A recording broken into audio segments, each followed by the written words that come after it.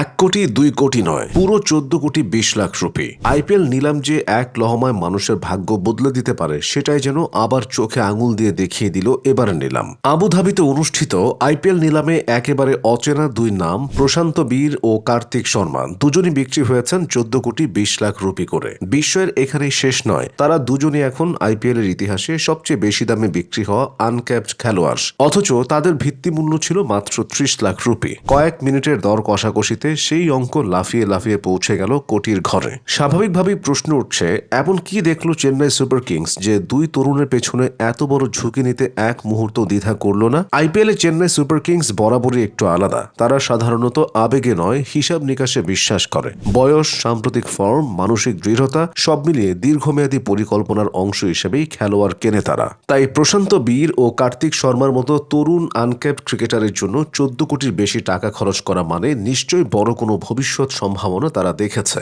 প্রশান্ত বীর একজন বাঁহাতি স্পিন বোলিং অলরাউন্ডার, বয়স মাত্র 20।